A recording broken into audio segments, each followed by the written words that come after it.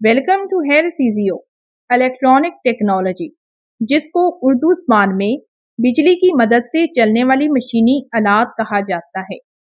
इस लेक्चर में electronic technology को डिटेल के साथ जानने की कोशिश करेंगे कि इलेक्ट्रॉनिक टेक्नोलॉजी क्या है और आज के दौर में इनको कितना अपनाया जा रहा है। अद्वियात बनाने वाली इंडस्ट्री में इनका क्या इस्तेमाल है और एक फार्मेसी पर किस तरह से इलेक्ट्रॉनिक टेक्नोलॉजी का इस्तेमाल किया जा सकता है कि कारोबार को बेहतर बनाया जा सके। सेहत के शोबे में इलेक्ट्रॉनिक टेक्नोलॉजी की क्या अहमियत है और एक आम शख्स कैसे इलेक्ट्रॉनिक टेक्नोलॉजी से फ़ायदा हासिल कर सकता है, और इसके साथ साथ कुछ राइटिंग स्किल्स पर भी इसी लेक्चर में बात की जाएगी। तो लिहाजा आपसे गुजारिश है कि अगर आप चैनल पर न्यू हैं तो जल्दी से चैनल को सब्सक्राइब कर लें ताकि आने वाले तमाम लेक्चर्स आपको टाइम पर मिल सके। Adaptations of electronic technology, electronic technology को अपनाना। इस टॉपिक को शुरू करने से पहले आपको इलेक्ट्रॉनिक टेक्नोलॉजी का पता होना चाहिए कि ये क्या है। इलेक्ट्रॉनिक टेक्नोलॉजी में ऐसे वो तमाम आलात और सामान को कहा जाता है जो कि बिजली की मदद से चलते हैं और कम वक्त में जल्दी के साथ काम भी कर देते हैं। जैसे कि मैंने अभी आपको बताया कि ये बिजली की मदद से चलते हैं, तो लिहाजा इनमें इंटरनेट का होना या ना होना ज़रूरी नहीं है। ये सब वो तमाम आलात और सामान है जो कि बिजली की मदद से चलते हैं, जैसा कि मिसाल के तौर पर computer, mobile phones, social media, website, chat, messages, text और भी बेशुमार किस्म की मशीनें जो कि इलेक्ट्रॉनिक टेक्नोलॉजी की मदद से चलाई जाती हैं। मज़ीद इसके बारे में जानने के लिए पहले स्लाइड को रीड कर लेते हैं। Life has become so fast and sharp and the world has become a global village. This all globalization of wealth and centralization of national and international projects are managed by electronic technology and tools. जिंदगी इस वक्त बहुत ही ज़्यादा तेज़ और इतनी तेज़ और तेज़ तरीन होती जा रही है कि ये पूरी दुनिया इस वक्त एक ग्लोबल विलेज बन चुकी है। दुनिया की ये तमाम ग्लोबलाइजेशन और कौमी और बैनुल-अक़वामी मंसूबों का जो अहम मरकज़ है वो ये इलेक्ट्रॉनिक टेक्नोलॉजी है और इसके साथ इसमें आने वाले तमाम आलात भी शामिल हैं। Even this technology is equally important for peace to war, from the family affairs to international affairs, from health to business management. ये जो इलेक्ट्रॉनिक टेक्नोलॉजी है ये इस वक्त इतनी ज़्यादा अहमियत रखती है, यहाँ तक कि ये इलेक्ट्रॉनिक टेक्नोलॉजी इतनी ज़्यादा अहम है जैसे कि पहले नंबर पर है पीस टू वार, जिस तरह से अमन से लेकर जंग तक। From family affairs to international affairs, ख़ानदान के मसाइल से लेकर बैनुल-अक़वामी मामलात तक उसको देखना।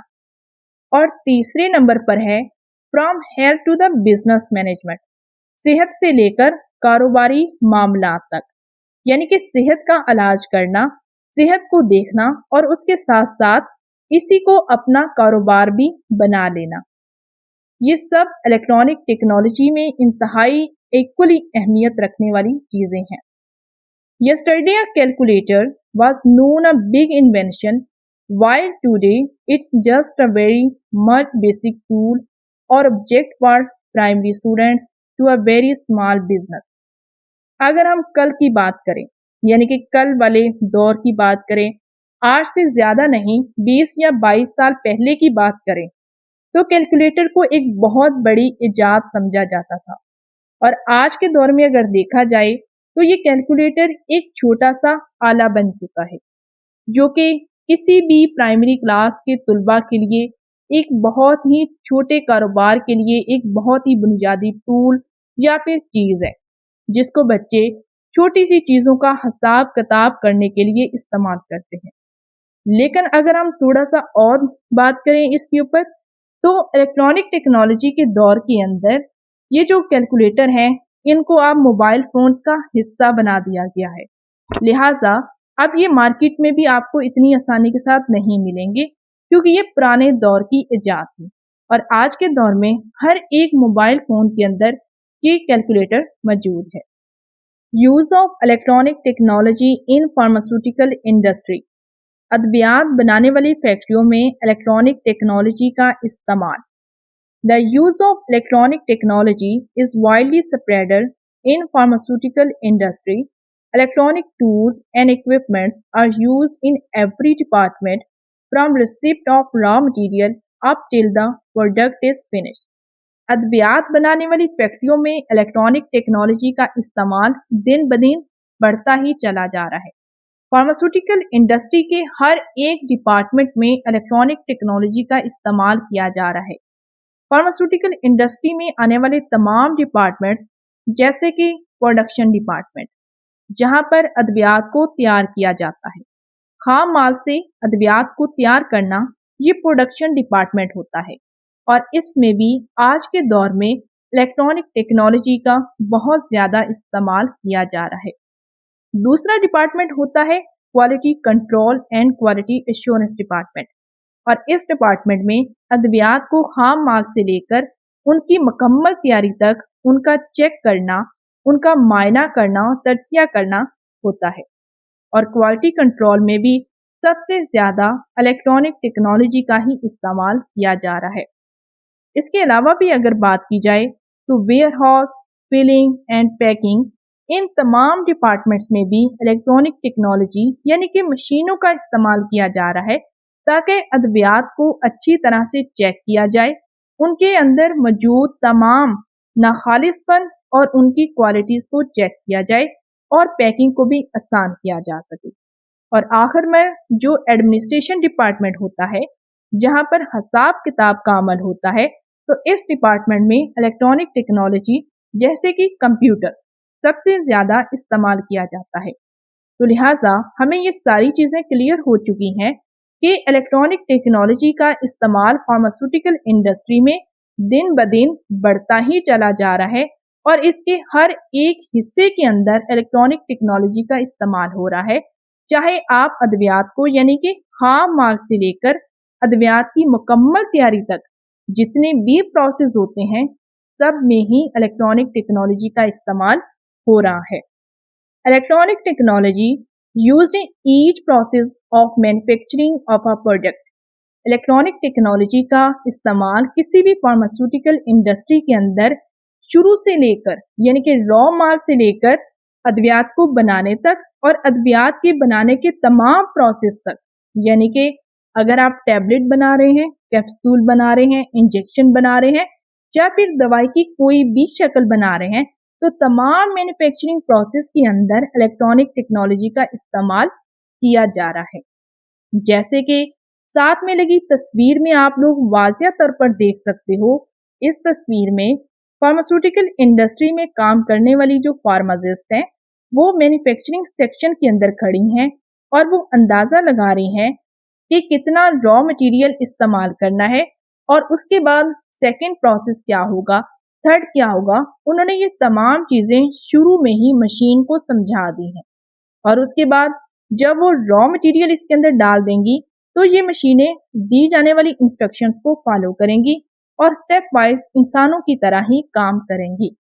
और इसी तरह आप इनको दूसरी तस्वीर में भी देख सकते हैं कि वही फार्मासिस्ट अब ये चेक कर रही हैं कि जो इंस्ट्रक्शंस उन्होंने दी हैं, क्या उनकी इंस्ट्रक्शंस के मुताबिक ही तमाम काम यानी कि तमाम प्रोसेस हो रहे हैं। और जब उनको ये चीज़ रियलाइज़ हो जाएगी, वो मुतमईन हो जाएंगी कि जो चीज़ें उन्होंने मशीन को समझाई हैं, मशीन उन्हीं इंस्ट्रक्शंस को फॉलो कर रही है, तो अब वो आराम के साथ एक साइड पर अपने ऑफिस में बैठ जाएंगी और इलेक्ट्रॉनिक टेक्नोलॉजी की मदद से तमाम अद्वियात अपने मरहले मरहले में जाकर तैयार होती जाएंगी। और इस तरह से एक या फिर दो शख्स ही फार्मास्यूटिकल इंडस्ट्री के अंदर इतने ज़्यादा काम को बहुत ही कम वक्त में, कम मेहनत में और जल्दी तैयार कर सकते हैं। Use of electronic technology at pharmacies. Pharmacies पर इलेक्ट्रॉनिक टेक्नोलॉजी का क्या इस्तेमाल है? इन medical stores and pharmacies, from receiving the goods and medicine up to the storage or selling of products and medicines, all done by electronic equipment. Even some pharmacies keep the information about their regular customers, their disease medications, and other treatments, and this all is done by electronic equipment like a computer. अगर हम किसी भी medical store या फिर pharmacy की बात करें जहाँ पर बनी हुई अद्वियात मौजूद होती हैं और ये अद्वियात किसी भी मरीज को देनी होती हैं, तो ऐसी जगह को मेडिकल स्टोर या फिर फार्मेसी कहा जाता है। तो लिहाजा इन जगहों पर भी इलेक्ट्रॉनिक टेक्नोलॉजी का इस्तेमाल बहुत ही ज़्यादा किया जा रहा है। जैसे कि सबसे पहले अद्वियात को किसी भी फार्मास्यूटिकल इंडस्ट्री से खरीदना, अब इसमें अद्वियात भी शामिल हो सकती हैं और वो तमाम दूसरी चीज़ें भी हो सकती हैं जो कि किसी न किसी बीमारी का इलाज करने के लिए इस्तेमाल होती हैं। तो लिहाजा इन तमाम चीज़ों को खरीदना और खरीदने के बाद उनको अपने मेडिकल स्टोर या फिर फार्मेसी के ऊपर रखना और उसके बाद उनकी काउंटिंग वगैरह करना, इन सब में भी इलेक्ट्रॉनिक टेक्नोलॉजी का बहुत ही ज़्यादा इस्तेमाल हो रहा है। और इसके बाद दूसरे नंबर पर है स्टोरेज और सेलिंग ऑफ प्रोडक्ट्स। तमाम अद्वियात जो कि खरीदी गई हैं उनको काउंटर के ऊपर से उठाकर उनको शेल्फ के अंदर लगाना ताकि अद्वियात को डिस्प्ले किया जा सके, अपनी प्रोडक्ट्स को अच्छे अंदाज में पेश किया जा सके और उसको महफूज भी किया जा सके ताकि आसानी के साथ उनको सेल करना आसान हो सके। तो यहाँ पर भी इलेक्ट्रॉनिक टेक्नोलॉजी का इस्तेमाल किया जा रहा है। लेकिन यहाँ पर मैं थोड़ा सा आपको ये वाज़ह कर दूं कि ये वाला जो स्टेप है, यानी कि अद्वियात को काउंटर से उठा के शेल्फ तक रखना, ये भी मशीनों की मदद से किया जाता है, लेकिन ये अभी पाकिस्तान के अंदर नहीं आया। तो जो बड़ी बड़ी जितनी भी हमारे पास इंडस्ट्रीज हैं उनके अंदर इस स्टेप को फॉलो किया जा रहा है, लेकिन फार्मेसीज और मेडिकल स्टोर के ऊपर अभी ये काम नहीं हो रहा। इसके बाद तीसरे नंबर पर है all medicine are done by electronic equipment. तमाम अद्वियात को आलात की मदद से उठा के एक जगह से दूसरी जगह रखना और उनको अच्छे से महफूज करना, ये सब भी इलेक्ट्रॉनिक टेक्नोलॉजी की मदद से ही किया जा रहा है। इसके बाद हमारे पास चौथे नंबर पर है even some pharmacies keep the information about their regular customers.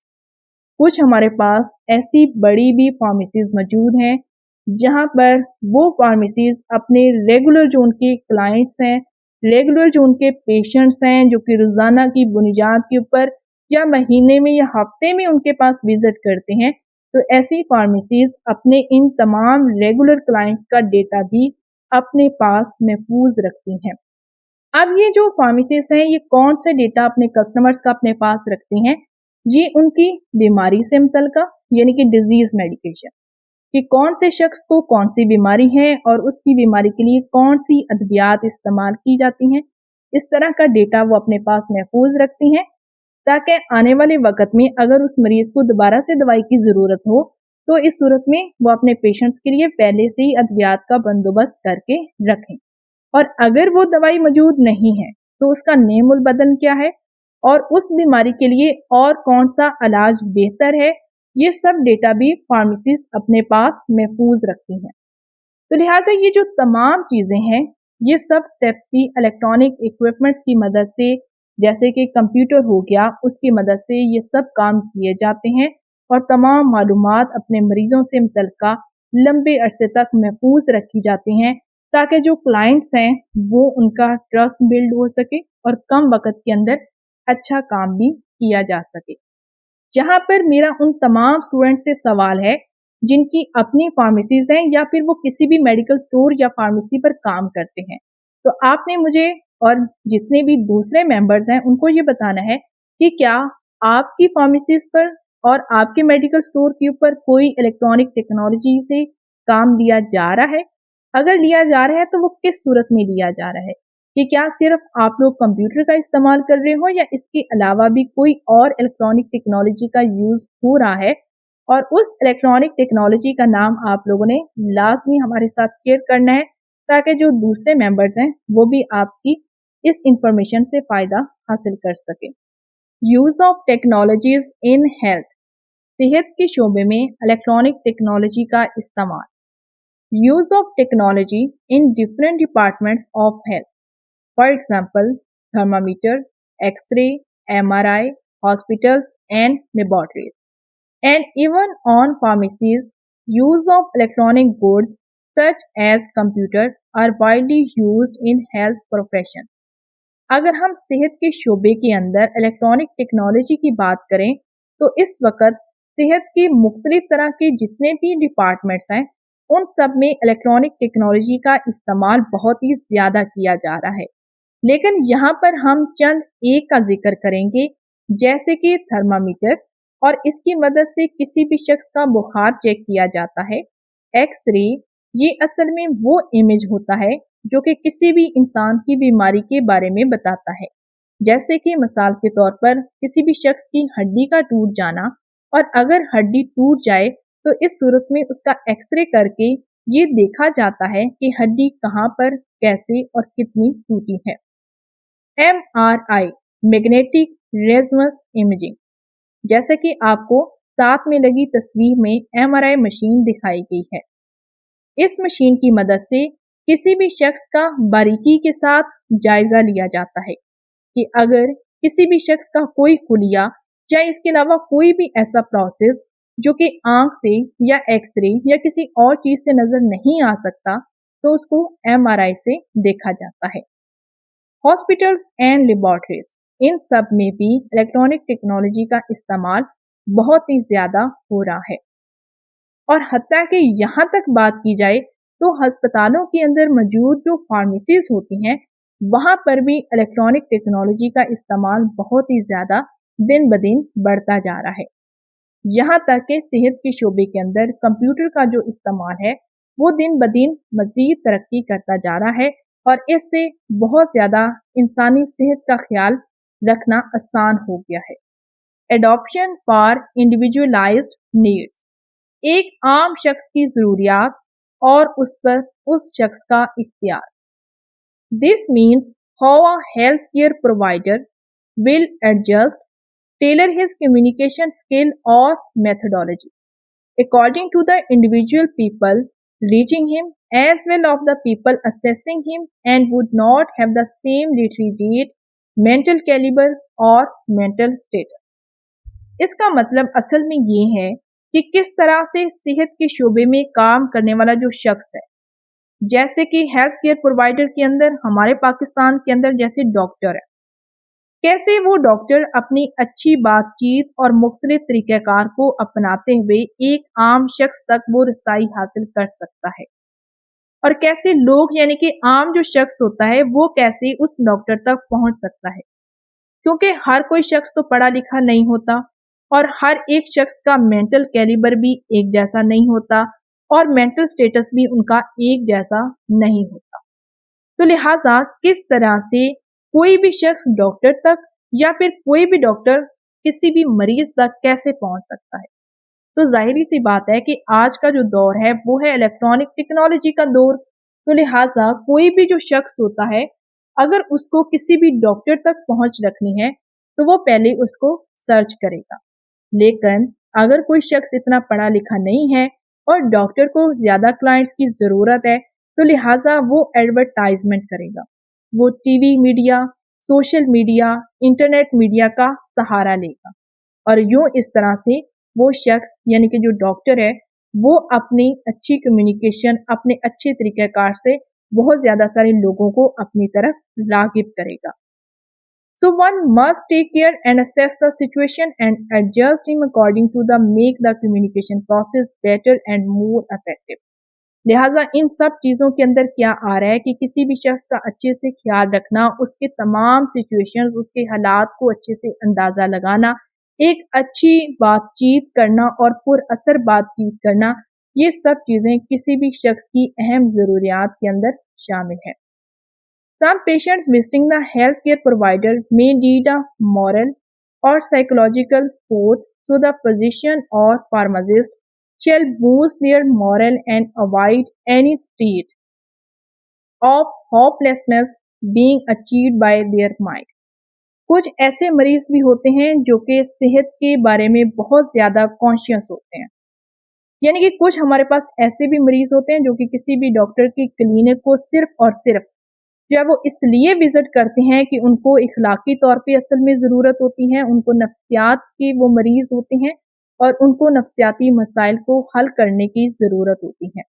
तो लिहाजा किसी भी फिजिशियन और किसी भी फार्मासिस्ट या फिर कोई भी ऐसा शख्स जिसका सेहत के शोबे के साथ तल्लक जुड़ा हुआ है, लिहाजा उस शख्स के ऊपर ये फ़र्ज़ आयद होता है कि हर वो शख्स जो कि उनको विज़िट करे, उनकी प्लेस को विज़िट करे, चाहे वो उसका क्लिनिक है, उसका हॉस्पिटल है या उसकी फार्मेसी है, तो लिहाजा अपने आने वाले मरीज़ों के साथ अच्छा इखलाक रखे और इसी तरह वो उनको एक अच्छे इखलाक के तौर पर पेश आए। तो लिहाजा इस तरह के रवैये से वो किसी भी शख्स के लिए जो है वो एक अच्छी दवा साबित हो सकते हैं और इसी तरह किसी भी फार्मासिस्ट और फिजिशियन के ऊपर भी ये फ़र्ज़ आयद होता है कि वो उनकी अखलाकियात को वो बेहतर करें और उनको नाउम्मीदी बिल्कुल ना दिलाएं, बल्कि उनके ज़हन के अंदर जो उनकी परेशानियां हैं उनके ऊपर बात करें और उनको हल करने की तरफ लेकर जाएं।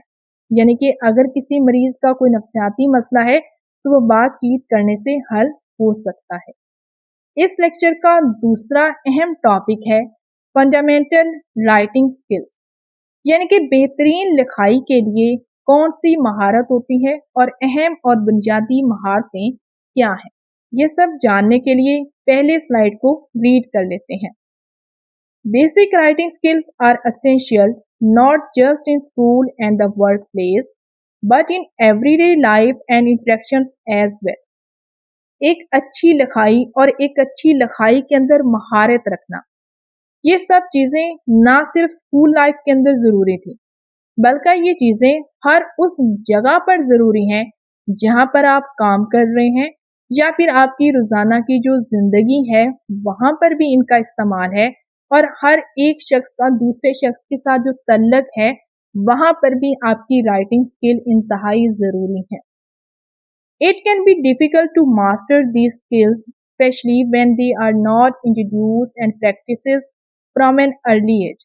लेकिन हर एक शख्स अच्छा लिखारी नहीं होता, यानी कि हर कोई शख्स जो है वो अच्छा लिख नहीं सकता, वो अपने तासरात को बयान नहीं कर सकता। तो लिहाजा जो अच्छी स्किल्स होती हैं, बेहतरीन जो महारत होती है, उसके ऊपर अबूर हासिल करना इंतहाई मुश्किल होता है। लेकिन ये चीज़ें इतनी भी मुश्किल नहीं होती अगर आप रोज़ाना उसके ऊपर प्रैक्टिस करें और उसके ऊपर वर्किंग करें तो ये चीज़ें आपको आ सकती हैं। लेकिन ये चीज़ें उन सब के लिए मुश्किल होती हैं जिन्होंने अर्ली एज यानी कि प्राइमरी तक और मैट्रिक तक अच्छे से नहीं पढ़ा होता और प्रैक्टिस नहीं की होती। लिहाजा ऐसे लोगों के लिए अच्छी राइटिंग और उसके अंदर महारत रखना इंतहाई मुश्किल होता है। राइटिंग स्किल्स में हमारे पास सबसे पहले नंबर पर है skills you need to write. लिखने के लिए कौन सी महारत की ज़रूरत होती है। There are many basic components and skills necessary for good writing and most important and fundamental being grammar, language rules, vocabulary and style. एक अच्छी लिखाई या फिर तहरीर लिखने के लिए कुछ अहम बुनियादी जुज़ और महारतों की ज़रूरत होती है और इनमें अहम तरीन जुज़ शामिल हैं, जैसा कि नंबर 1 पर है ग्रामर, लैंग्वेज रूल यानी कि ज़बान के असूल, वोकेबलरी और स्टाइल वगैरह। इनमें सबसे पहले बात करते हैं ग्रामर एंड लैंग्वेज रूल्स की। Grammar and language rules deal with the order and structure of language, including accepting rules and guidelines for constructing sentences that convey ideas most effectively. अब बात कर लेते हैं कि ग्रामर और ज़बान के असूलों से क्या मुराद है। ग्रामर और लैंग्वेज रूल से असल में मुराद ये है कि हुक्म और ज़बान की साख, यानी कि कौन सा शख्स क्या बात कर रहा है और किसी भी ज़बान का अहम साख्त उसका स्ट्रक्चर क्या है। और इसके अलावा इसमें शामिल है किसी भी असूल या हुक्म को कबूल करना, लिखे जाने वाले जुमलों के लिए दी जाने वाली हदायत, ऐसी हदायत जो कि आइडिया देती हूँ और हर एक चीज पर पुर असर भी हूँ। ये सब ग्रामर और जबान के असूलों के अंदर ये सब चीजें शामिल हैं। There are different kinds of words in every sentence, meaning each word has its own job to do. हर एक सेंटेंस जिसे हम जुमला बोलते हैं, यानी कि जुमले में मुख्तलिफ तरह के अल्फाज का इस्तेमाल किया जाता है और हर एक लफ्ज मुख्तलिफ नौइयत का होता है और इसका मतलब भी हर एक जुमले के अंदर मुख्तलिफ ही होता है। This is true in every language. In fact, these fundamental parts of speech have the same job in every language. और ये सब बातें ये एक जबान के लिए एक जैसी होनी चाहिए। जैसे कि मिसाल के तौर पर इंग्लिश, उर्दू, जर्मन, चाइनीज कोई भी जबान हो, हत्ता कि किसी भी तहरीर में जो मुख्तलिफ हिस्से होते हैं, इन सब का एक ही मतलब और एक ही काम होता है। Knowing the parts of speech in English can make it helpful to learn other languages, for example, noun and verb. English ज़बान की बात करते हैं। इंग्लिश ज़बान के अंदर मुख्तलिफ हिस्सों को समझना, यानी कि इंग्लिश ज़बान को समझने में बहुत ज़्यादा मदद देता है। जैसे कि नॉन जिसको उर्दू ज़बान में इसम बोलते हैं, वर्ब जिसको उर्दू ज़बान में अल्फाज कहा जाता है। लिहाजा जब आपको ये तमाम चीज़ें पार्ट्स ऑफ स्पीच इंग्लिश के अंदर आते होंगे तो तभी आप इंग्लिश की ज़बान को अच्छे से समझ पाएंगे। Punctuation marks are symbols that indicate the structure and organization of written language. Punctuation असल में कहते हैं निशानात को, यानी कि पंक्चुएशन निशान असल में ऐसी अलामात को कहा जाता है जो कि किसी भी लिखाई के लिए, किसी भी ज़बान के लिए लिखे जाने वाली जो भी ज़बान है उसके मुख्तलिफ हिस्सों और उसकी तरतीब को जाहिर करते हैं। और ये साथ में आपको तमाम पंक्चुएशंस के अंदर आने वाली जो अलामात हैं वो यहाँ पर वाज़िह तौर पर दिखा दी गई हैं कि कौन कौन सी पंक्चुएशन यानी कि अलामात होती हैं। We use vocabulary and internal library of words and their meanings to shape the thoughts and feelings through language. हम डेली लाइफ के अंदर बहुत ज़्यादा सारी बातें करते हैं, जैसे कि मिसाल के तौर पर अभी मैं आपके साथ इंग्लिश भी बोल रही हूँ और उर्दू भी बोल रही हूँ और आपको हर एक वर्ड का, हर एक चीज़ का अच्छे से समझ आ रही है। तो लिहाजा जब हम कोई भी ज़बान इस्तेमाल करते हैं तो उसकी अपनी सोच और उसकी अपनी एहसासात और अपनी उसकी फीलिंग्स होती हैं। लिहाजा हम जो भी बात करते हैं उसके अंदर उनके अपने अल्फाज होते हैं, उनकी अपने अंदरूनी अल्फाजों की एक लाइब्रेरी होती है और हर एक चीज़ का अपना एक मतलब होता है और हर एक कही जाने वाली जो ज़बान होती है वो अपनी सोच, अपने एहसासात रखती है।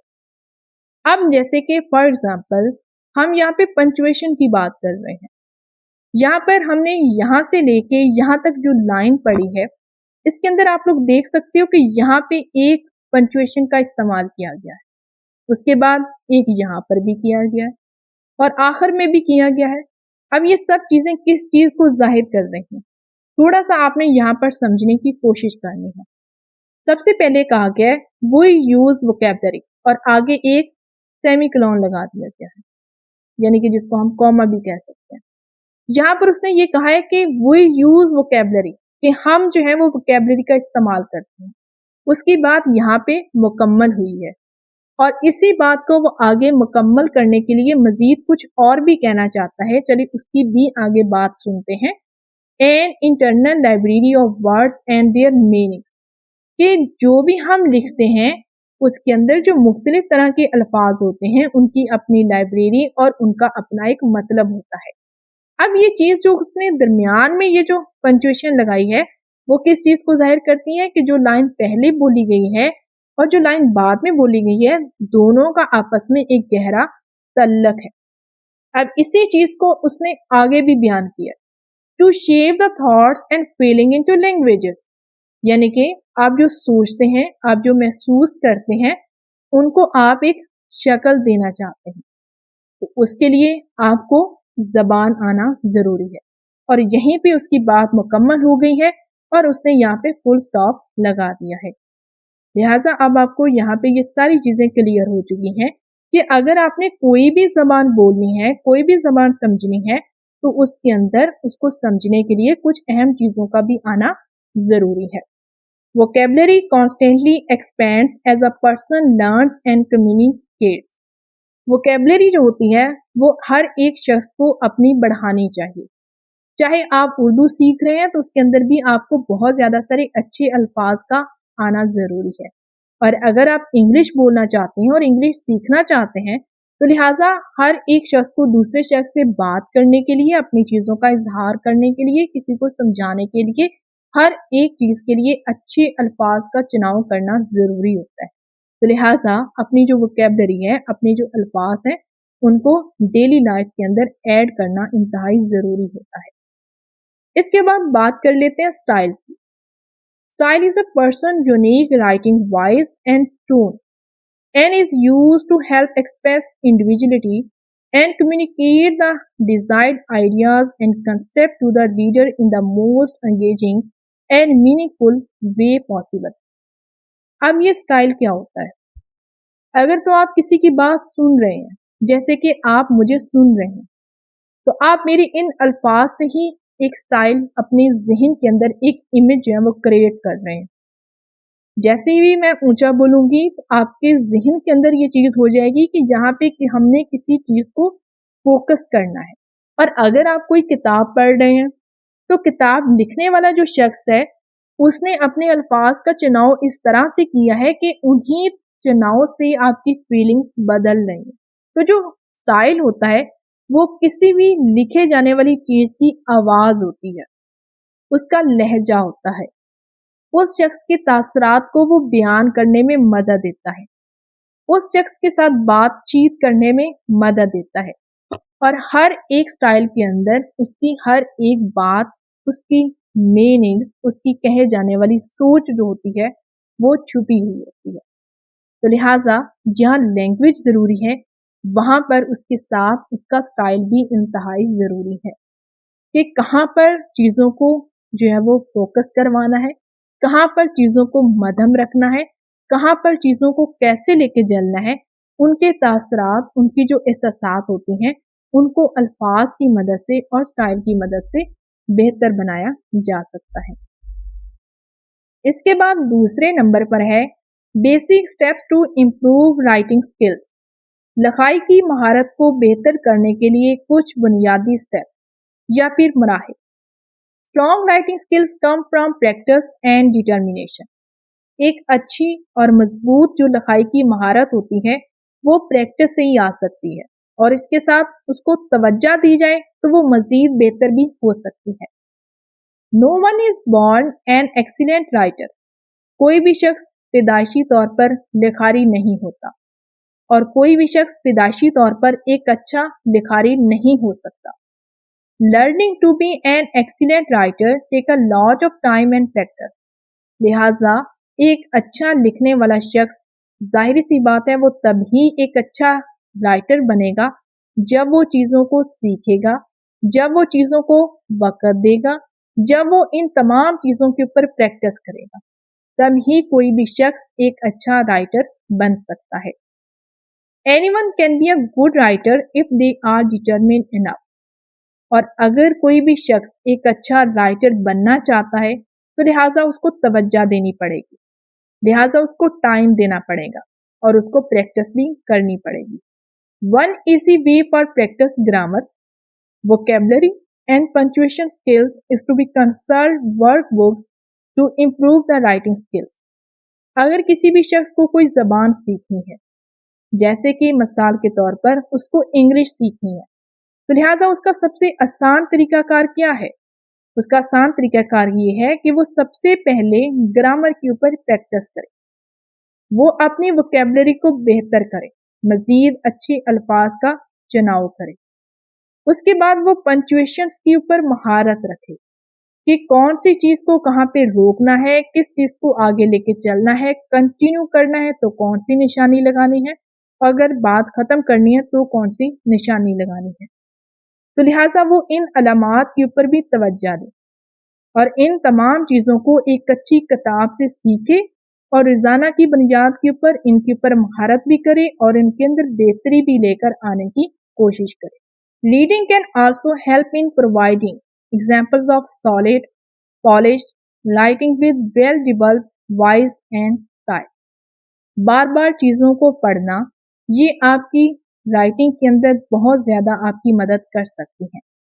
जैसे कि मिसाल के तौर पर अगर आप एक अच्छा लिखना चाहते हैं, आप ये चाहते हैं कि आपकी कही हुई जो बात है वो दूसरे शख्स के ऊपर जाके असर रखे, तो लिहाजा उसके लिए आपको बहुत ज़्यादा प्रैक्टिस करनी पड़ेगी और अपनी लिखाई को बेहतरीन पॉलिश करना पड़ेगा, यानी कि उसके ऊपर इतनी मेहनत करनी पड़ेगी कि आपकी कही जाने वाली बात जो आपने तहरीर की है वो आवाज़ बन जाए और उसका एक स्टाइल भी बन जाए। Number 3, importance of writing skills. लिखाई में महारत की क्या अहमियत है? The ability to write your thoughts and ideas clearly is crucial for personal and social and professional success and confidence for many reasons. वो चीज़ जो इंसान सोचता है वो अपनी सोच अपने ख्यालात को तहरीर की शक्ल देना और अपने ख्यालात अपने तासरात को वाज़िया तौर पर लिखना, यही चीज़ राइटिंग स्किल्स है।